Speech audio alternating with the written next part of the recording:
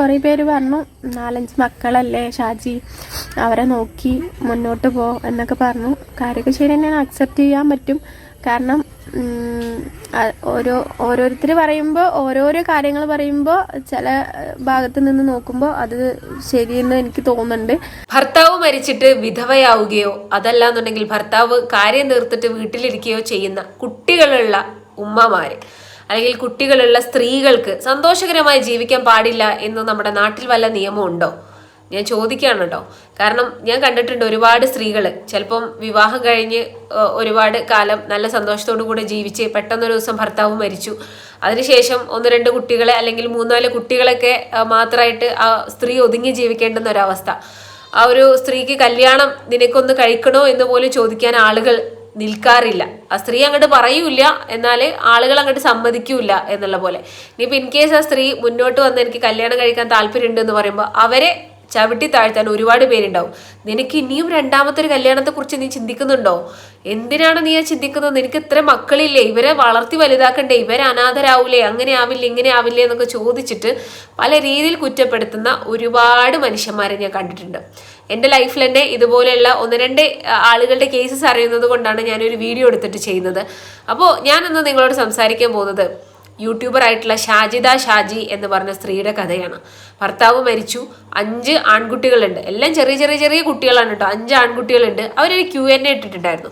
ആ Q&Aയിൽ അവർ ഇങ്ങനെ ക്വസ്റ്റ്യൻസ് ഒക്കെ ചോദിക്കുന്ന സമയത്ത് അതിൽ ഒരുപാട് പേര് ചോദിച്ചിട്ടുള്ളൊരു ചോദ്യമായിരുന്നു സെക്കൻഡ് മാരേജിനെ കുറിച്ച്, രണ്ടാമതൊരു കല്യാണം കഴിച്ചൂടെ എന്നുള്ളത്. അപ്പോൾ ഇതിനൊരു റിപ്ലൈ, Q&Aക്ക് ഒരു റിപ്ലൈ എന്നുള്ള രീതിയിൽ ഷാജിദ ഒരു വീഡിയോ ചെയ്തിട്ടുണ്ടായിരുന്നു. ആ വീഡിയോയിൽ അവർ പറയുന്നുണ്ട്, എല്ലാം കൊണ്ടും പറ്റുന്ന ഒരാൾ വരികയാണ്, എന്നെ അക്സെപ്റ്റ് ചെയ്യാൻ പറ്റുന്ന ഒരാൾ വരികയാണ് എന്നുണ്ടെങ്കിൽ ഞാനത് അക്സെപ്റ്റ് ചെയ്യും എന്നുള്ള രീതിയിൽ. പക്ഷെ അതിന് താഴെ വന്നിട്ടുള്ള കമൻസ് ഒരുപാട് നെഗറ്റീവ് കമൻസ് ആയിരുന്നു. ഈ നെഗറ്റീവ് കമൻസിൽ പറയുന്നത് എന്താണെന്ന് വെച്ച് കഴിഞ്ഞാൽ, നിങ്ങൾ എങ്ങനെ ചിന്തിക്കുന്നു? 5 മക്കളുണ്ടായിട്ട് നിങ്ങൾ എങ്ങനെ മറ്റൊരു പുരുഷനെ കുറിച്ച് ചിന്തിക്കുന്നു? നിങ്ങൾ എന്തുകൊണ്ടാണ് മറ്റൊരു കല്യാണത്തെക്കുറിച്ച് ചിന്തിക്കുന്നത്? നിങ്ങൾക്ക് നിങ്ങളെ മക്കളെ നോക്കിയിട്ട് നല്ല പോലെ ജീവിച്ചാൽ പോരെ എന്നൊക്കെയുള്ള രീതിയിൽ ഒരുപാട് നെഗറ്റീവ് കമൻസ് വന്നിട്ടുണ്ടായിരുന്നു. അപ്പം അതിനെ പ്രതികരിച്ചുകൊണ്ട് അവരൊരു വീഡിയോ ചെയ്തിട്ടുണ്ടായിരുന്നു. അവരെന്തുകൊണ്ടാണ് അങ്ങനെ പറയാനുള്ള റീസൺസ് കാര്യങ്ങൾ എന്നൊക്കെ അത് നമുക്ക് അവരുടെ വീഡിയോ കണ്ടതിന് ശേഷം ഈ ഒരു വിഷയത്തെക്കുറിച്ച് സംസാരിക്കാം. പറഞ്ഞ പോലെ ഞാൻ അങ്ങനെ ഉദ്ദേശിച്ചിട്ടല്ല കേട്ടോ പറഞ്ഞത്. പിന്നെ കുറേ പേര് പറഞ്ഞു 4-5 മക്കളല്ലേ ഷാജി, അവരെ നോക്കി മുന്നോട്ട് പോ എന്നൊക്കെ പറഞ്ഞു. കാര്യമൊക്കെ ശരി തന്നെയാണ്, അക്സെപ്റ്റ് ചെയ്യാൻ പറ്റും. കാരണം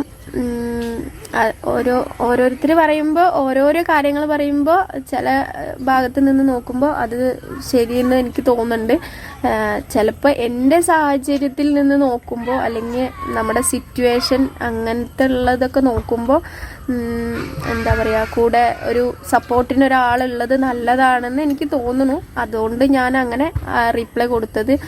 അല്ലാണ്ട് ഇപ്പോൾ സെക്കൻഡ് മാരേജിന് എനിക്ക് മുട്ടി നിന്ന് കല്യാണം കഴിക്കാം, ഇപ്പം തന്നെ ഞാൻ നാളെ പോയി കല്യാണം കഴിക്കണം എന്നുള്ള രീതിയിലല്ല ഞാൻ ആ ഒരു ഇതിട്ടത് കേട്ടോ. അപ്പോൾ ഒരുപാട് നല്ല കാര്യങ്ങൾ ഒരുപാട് പേര് പറഞ്ഞു തന്നിട്ടുണ്ട്. ചില ആൾക്കാർ എന്താ പറയുക, നിങ്ങൾ എൻ്റെ ഭാഗത്തു നിന്നും കൂടി ഒന്ന് ചിന്തിച്ച് നോക്കിയാൽ മതി കേട്ടോ. അപ്പം ഞാൻ ഒരിക്കലും എനിക്ക് മക്കളെ ഇത്ര ഇല്ല, ഇങ്ങനെ ഇല്ല അങ്ങനെ ഇല്ല എന്നൊന്നും ഞാനൊന്നും പറയണില്ല. എൻ്റെ എല്ലാ കാര്യങ്ങളും ഞാൻ മുഴുവനായിട്ട് തുറന്ന് പറഞ്ഞിട്ടാണ് ഞാനിതിലേക്ക് ഇറങ്ങിയത്. കാര്യം എല്ലാവർക്കും എൻ്റെ വീഡിയോസ് കാണുന്നവർക്കൊക്കെ അറിയാം, എൻ്റെ കല്യാണം കഴിഞ്ഞിട്ടുണ്ട്, 10-15 വർഷമായിട്ടുണ്ട്, 5 മക്കളുണ്ട്. ഒക്കെ എല്ലാവർക്കും എല്ലാ കാര്യങ്ങളും ക്ലിയർ ആയിട്ട് അറിയാം. യൂട്യൂബിൽ എന്നെ കാണുന്ന എല്ലാവർക്കും അറിയാൻ പറ്റും. പിന്നെ എൻ്റെ അവസ്ഥ എല്ലാവർക്കും അറിയാൻ പറ്റും. അപ്പോൾ എന്താ പറയുക, ഇനി ഇവിടുന്ന് അങ്ങോട്ട് മുന്നോട്ടുള്ള പടച്ചോൻ വിധിച്ച പോലെ എന്നല്ലേ, പടച്ചോൻ എന്താ വിധിച്ചിരിക്കുന്നത് അതുപോലെയാണ് ഇനി ലൈഫ് ഉണ്ടാവുക.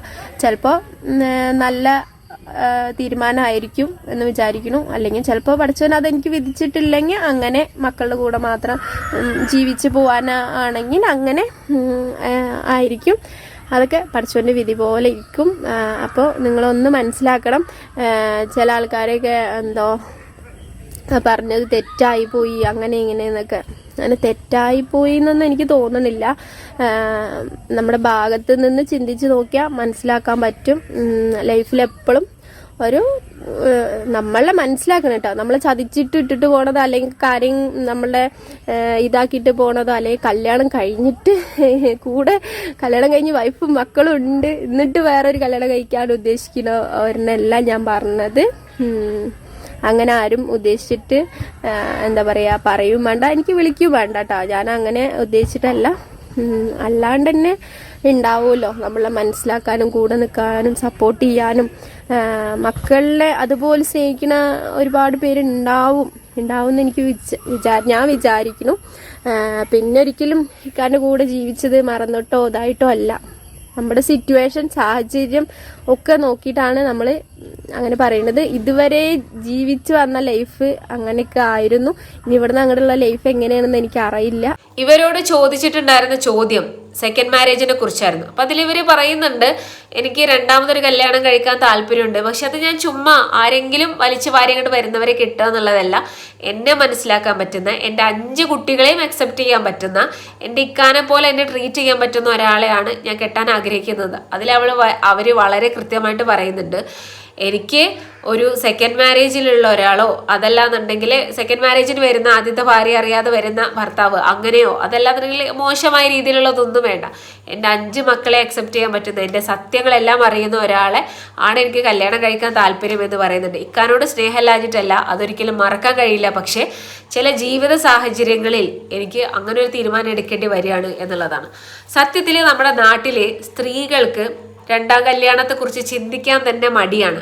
വീട്ടുകാർ ഒരുപക്ഷെ ഡിവോഴ്സ് ആയതാണ്, അല്ലെങ്കിൽ ഭർത്താവ് മരിച്ചതാണ്, കുട്ടികളൊന്നുമില്ല, കുറച്ചു കാലം ഒരുമിച്ച് ജീവിച്ചിട്ടുള്ളൂ എന്നുണ്ടെങ്കിൽ വീട്ടുകാർ തന്നെ നിർബന്ധിച്ചിട്ട് ആ കുട്ടീനെ കല്യാണം കഴിപ്പിച്ചു വിടും. പക്ഷേ കുറച്ചധികം പ്രായമായിട്ട് ചിലപ്പോൾ ഒരു 35, 40, 45 വയസ്സായിട്ടുള്ള സ്ത്രീകൾ വിധവയാവുകയോ അതല്ലാന്നുണ്ടെങ്കിൽ ഭർത്താവ് ഉപേക്ഷിക്കുകയോ ചെയ്തു കഴിഞ്ഞാൽ അവരോട് ഇനി നിങ്ങൾക്കൊരു ജീവിതം വേണോ എന്ന് ആരും ചോദിക്കാറില്ല. അവരങ്ങോട്ട് പറയില്ല. കാരണം പറഞ്ഞു കഴിഞ്ഞാൽ അത് നെഗറ്റീവായിട്ടേ സമൂഹം എടുക്കുള്ളൂ എന്നുള്ളതൊക്കെ അവർക്ക് അറിയുന്നത് കൊണ്ട് തന്നെ അവരത് പറയില്ല. ഓൾമോസ്റ്റ് എല്ലാ കുടുംബങ്ങളിലും സംഭവിക്കുന്ന ഇതാണ്. പിന്നീട് ആ സ്ത്രീകൾ അങ്ങോട്ട് ജീവിതം അങ്ങോട്ട് ബാക്കി തള്ളി നീക്കുക. ഇനിയിപ്പോൾ അതൊരു പുരുഷനാണെന്നുണ്ടെങ്കിലോ, ആ പുരുഷന് ഒരു 65 വയസ്സായിട്ടുണ്ടെങ്കിൽ, ഇനി 70 വയസ്സായിട്ടുണ്ടെങ്കിൽ തന്നെ ഭാര്യ മരിച്ചു കഴിഞ്ഞാൽ അവർക്ക് പറയാനും മടി ഉണ്ടാവില്ല, വീട്ടുകാർക്ക് കെട്ടിച്ചു കൊടുക്കാനും മടി ഉണ്ടാവില്ല, കല്യാണം കഴിപ്പിച്ചു വിടാനും മടി ഉണ്ടാവില്ല. അതാണ് അവസ്ഥ. പക്ഷെ സ്ത്രീകളുടെ കേസിൽ അതല്ല. സ്ത്രീകൾ എന്ന് പറയുമ്പോൾ അവിടെ സ്ത്രീകൾ പലപ്പോഴും സാക്രിഫൈസ് ചെയ്യേണ്ടുന്ന ഒരവസ്ഥയാണ്. കാരണം സ്ത്രീകൾക്ക് ഒരുപാട് ഉത്തരവാദിത്തങ്ങൾ ഉണ്ട് എന്നുള്ളൊരു ചിന്തയാണ്.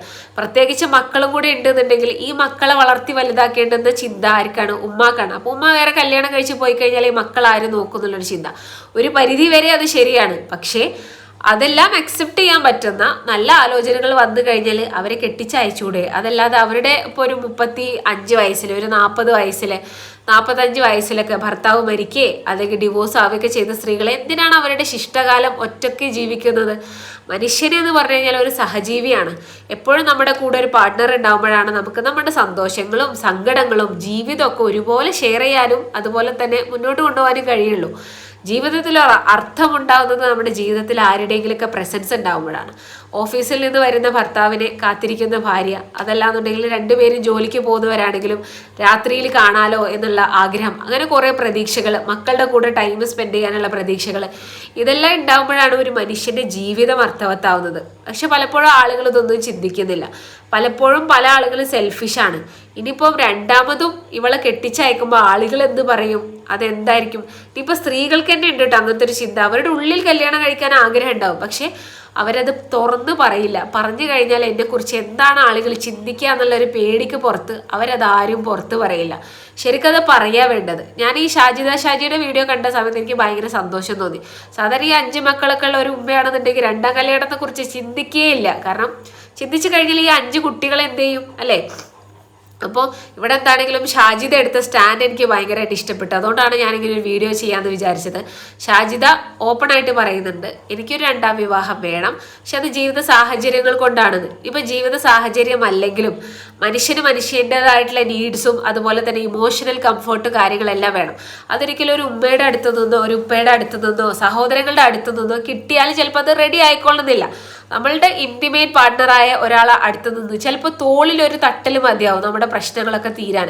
അങ്ങനെ ഒരു പാർട്ട്ണർ നമ്മുടെ ലൈഫിൽ ഇല്ല എന്നുണ്ടെങ്കിൽ ആ ലൈഫ് ഭയങ്കര ബുദ്ധിമുട്ട് തന്നെയാണ്. അത് മനസ്സിലാക്കിയിട്ട് കൂടെയുള്ള ആൾക്ക് നല്ല ജീവിതം കൊടുക്കാൻ വേണ്ടി ശ്രമിക്കുക എന്നല്ലാണ്ട് അവരുടെ ജീവിതങ്ങൾ ഒരിക്കലും മാറ്റി നമ്മൾ കാരണം അവർക്കൊരു ജീവിതം ഇല്ലാത്തൊരവസ്ഥയിലാവരുത്.